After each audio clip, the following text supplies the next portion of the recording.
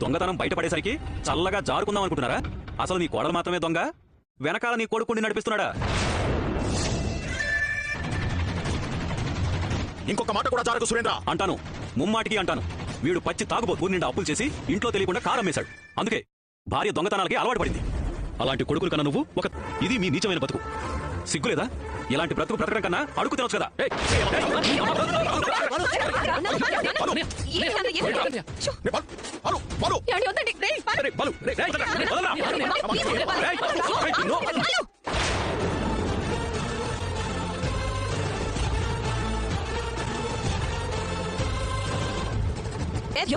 మా నాన్న మీద చేసుకుంటావా? అమ్మ శృతి, ఇక్కడ ఏం జరిగిందో ఏమైనా జరగనివ్వండి. ఇతని రౌడీయిజం మా నాన్న మీద చూపిస్తాడా? మా నాన్నని కొడతాడా?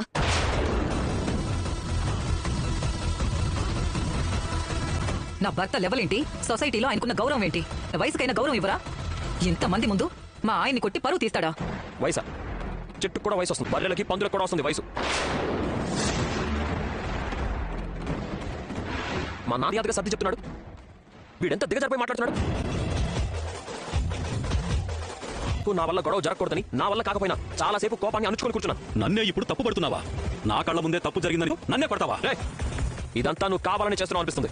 మళ్ళీ ఇంకొక మాట మాట్లాడితే కుర్చీలన్నీ నీ తల మీద పెరుగుతాయి. ఎందుకు ఆవేశపడుతున్నావు? నిదానంగా మాట్లాడుకోవచ్చు కదా. శృతి వాళ్ళ నాన్న మీద చేయి చేసుకునే పరిస్థితి ఎందుకు వచ్చింది? రవి, ఏదే మీ అన్న గురించి నాకు తెలీదా? సొంత అన్న నీ తమ్ముడని కూడా చూడు. మొన్నటికి మీన వాళ్ళ తమ్ముడు చెయ్యి విరగొట్టాడు. వాళ్ళందరి గురించి నాకు అనవసరం. నా కళ్ళ ముందే మా నాన్నని కొట్టాడు. కొంచెం కూడా రెస్పెక్ట్ లేకుండా గుండాయిజం చేస్తున్నాడు. ఇందుకేనండి ఈ దరిద్రుడిని రావద్దు అని ముందు నుంచే చెప్పాను. అందరూ కలిసి నా నోరు ముయించారు. వల్ల ఇంత గొడవ జరిగింది. ఎక్కడికెళ్ళినా ఏదో ఒక తగ్గినం పెడతాడు. వాడు ఎంతసేపు ఓపిక ఉన్నాడు చూడలేదా? ఫంక్షన్కి వస్తే బియ్యపు వాళ్ళని కూడా చూడకుండా ఆయన ఎంత రెచ్చగొట్టి మాట్లాడుతున్నాడు. నువ్వే అవునండి, ఆయన కళ్ళారా చూశానంటున్నాడు, మీరు కాదంటున్నారు. మాటలతో పోయేదానికి మనిషిలా ప్రవర్తించచ్చు కదా. నాన్న, అమ్మని మాట్లాడొద్దని చెప్పు. కొడుకుని, కోడల్ని, భర్త నీకలన్నా ఒక్క మాట కూడా ఆ మనిషి మాట్లాడలేదు. నన్ను విమర్శించే హక్కు లేదని చెప్పు. ఏదైనా సరే ఇంతమంది ముందు పెద్ద ఆయన కూడా చూడకుండా మమ్మల్ని కొట్టినట్టు కొడితే ఎలా? నీకేం జరిగిందో తెలిస్తే నువ్వే వాడిని చెప్పు తీసుకొని కొట్టావు. ఇక్కడ ఉన్న వాళ్ళందరినీ అడుగు, వాళ్ళే చెప్తారు.